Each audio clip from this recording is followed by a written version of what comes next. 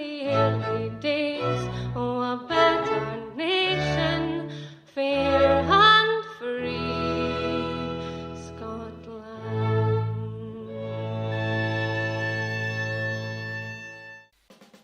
Hello, this is Scottish Independence Podcast episode number 157, and this time we're taking a little trip abroad. We're going to Catalonia. Anna Arqué is a long-time campaigner for Catalan independence and also works for the International Commission of European Citizens. Anna was on the show once before, back before the Scottish referendum, but this time I think it was important to get in touch to find out what's going on in Catalonia, given some of the stories we're seeing about the measures that the Spanish state is trying to take to place obstructions in the way of the Catalonian referendum. And I think you'll hear it in the podcast, but from what Anna says, the best words to describe how the Catalan people are reacting are optimistic, defiant, and resolute. Just one small thing though, the conversation was recorded over the phone, so the sound quality is not necessarily as good as it usually is in some parts, but you can still hear everything fine. Have a listen, I'll have a wee word with you at the end. Hi Anna, how's it going? Or should I say, buenas, com va? Well, that's very good. But molt bé. It's going very well indeed. Well, some of the reports we're seeing suggest that it isn't going quite so well in Catalonia coming up for the referendum. But before we get to that, I'd also like to say congratulations, because I believe you have a new arrival since the last time we spoke on the show. Oh well, yes. Thank you. But I think also there's some arriving in your side. Well, you're the person that's announced that on the show. I haven't, but there you go. Someone had to say it eventually. Oh, Okay, now, before we get down to what's actually happening in Catalonia at the moment, could you explain, just for the listeners, your involvement in the campaign previously and with what's happening just now? Yes, well, I'm the spokesperson for the International Commission of European Citizens for the Catalan countries. That's an international platform based in Brussels, from where we cooperate different activists, politics, academics, think tanks from different countries, but mainly was founded by Scottish and Catalans and Flemish, and it comes from 2009, when in Catalonia we had this huge turning point, which were the popular referendums. And in that time I was the responsible for international, and basically we kind of stick on this aspect of the fight for self-determination in Catalonia, the international aspect, and I have been working all these years, obviously also in national campaigns like fiscal sovereignty and language campaigns and many more. But basically, the international arena is where we have been more concentrated. And now in this campaign, obviously, as many other volunteers, we're doing meetings and conferences, events, but also, in my case, I'm organizing some international observers and some international visitors that are coming from all over the place, from different countries, to be with us in such an important and fantastic day like it's going to be the 1st of October in Catalonia, when we are going to hold the self-determination referendum asking about if we want or not the independence of Catalonia. And the BBC, for example, are not really reporting on it. So what's coming out is some sort of, what people are actually seeing are some social media images and various reports coming from people like yourself. But what has the Spanish government actually been doing in the last few weeks? Because some of the things seem, well, downright undemocratic.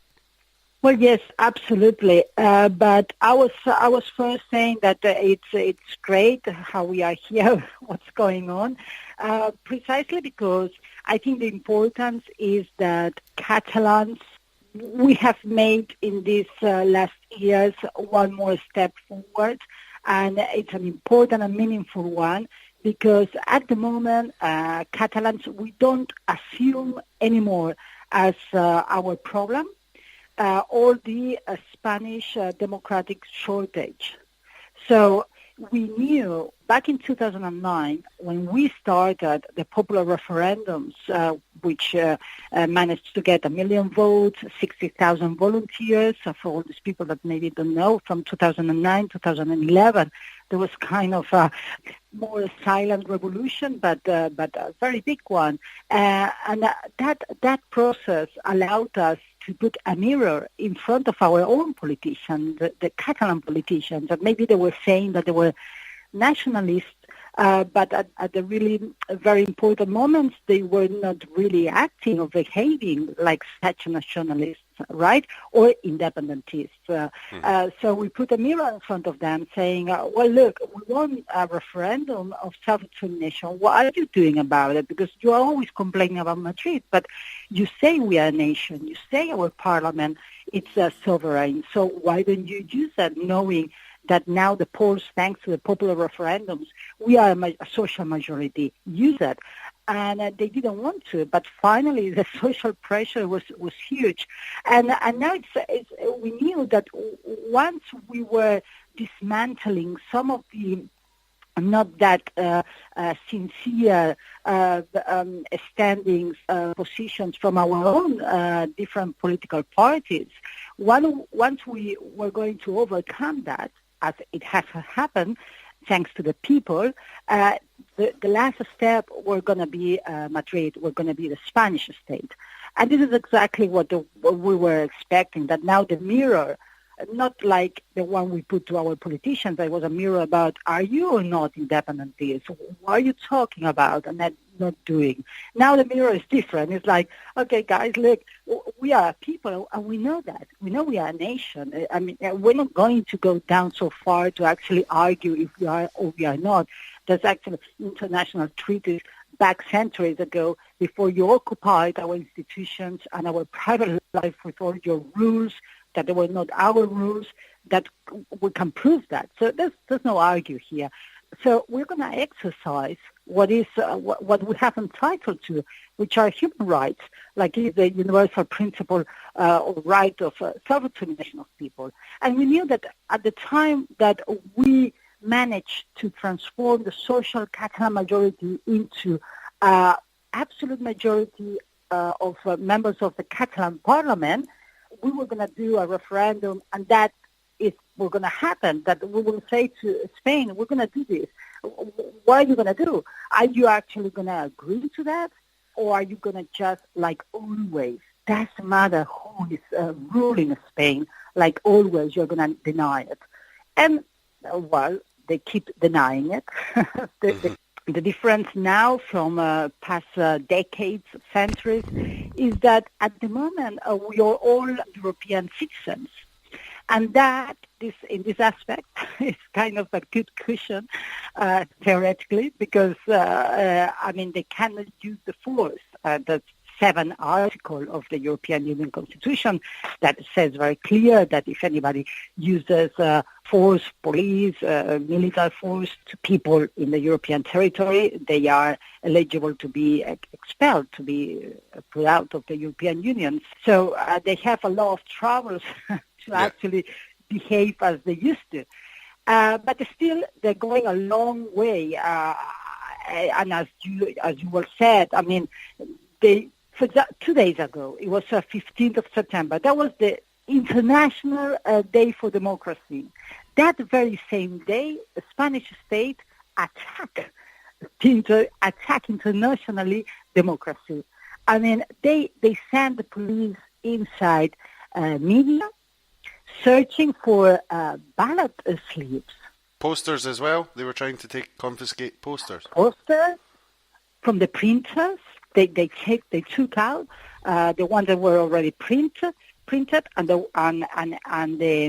plaques. I don't know how you would say that. The things that are ready to actually print some more posters. So the templates. Exactly, sorry, templates. And also today, some police, there was like this Diada Castellera, which is like a day of Castellers. Castellers is this traditional popular Catalan tradition of making like human tower thing, you said in English.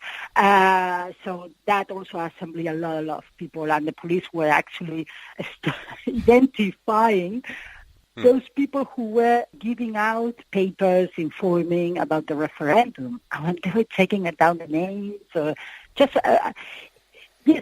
Some may say, oh, it's a fear campaign. Well, yeah, but it's... I mean, you have police with their weapons, with their arms outside the media or printing or just walking around stopping people. So they basically attacking all fundamental rights, freedom of expression, freedom of assembly. It is madness, but it's not surprising. But we've read about the freedom of expression ones there that you've mentioned. We've also read about kind of seizing of, they've taken control of Catalonia's finances. What's happening there? Can you explain that one a little more?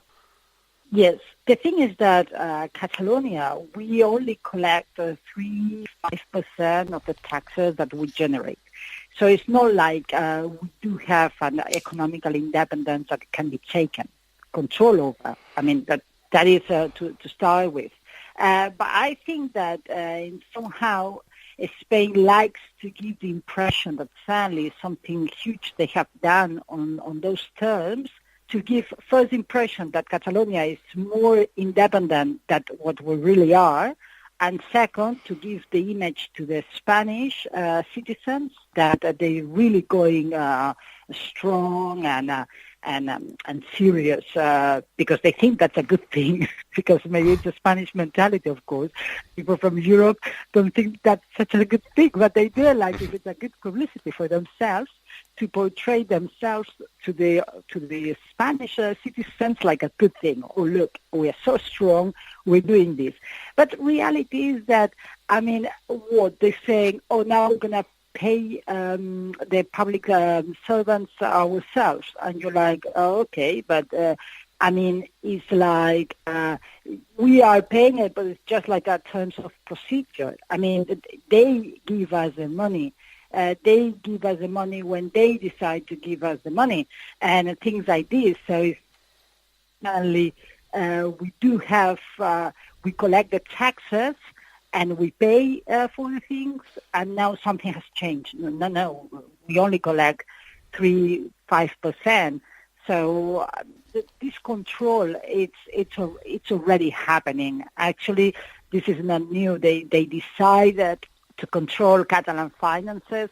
I think maybe it was 2 or 3 years ago when they decided to control the deficit, the debt, how much you can debt yourself. Mm-hmm. That is very important for Catalonia, because although debt is something nobody wants to have, actually the countries that has an economy that is very, very alive and that is very dynamic, you have a debt. That's not the problem. The problem is if you pay it or you don't pay it, and we do pay it. So to reduce the margin of debt that Catalonia can get, that was not good, because that meant that Spain had to then give us money in credit. So imagine, we have a fiscal planjury every year. They cut our margin to get debt, and then they give us a credit, and we pay interest for the credit. There's certain elements of this that I think Scottish listeners will be very familiar with.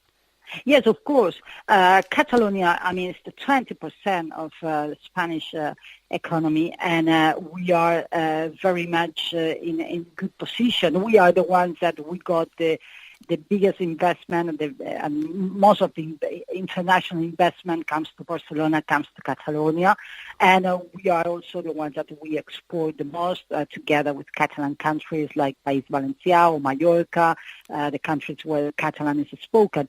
So if Madrid has to give us credit, it's only because they do all the finance mechanisms that we don't have any other mean. If you are not independent, if you are an autonomous community inside the Spanish state, these are the mechanisms. And of course, we don't agree because we don't need a credit from a Spanish state. But they use that as to pretend, oh, look, where are you going to go with independence? You can go to the corner.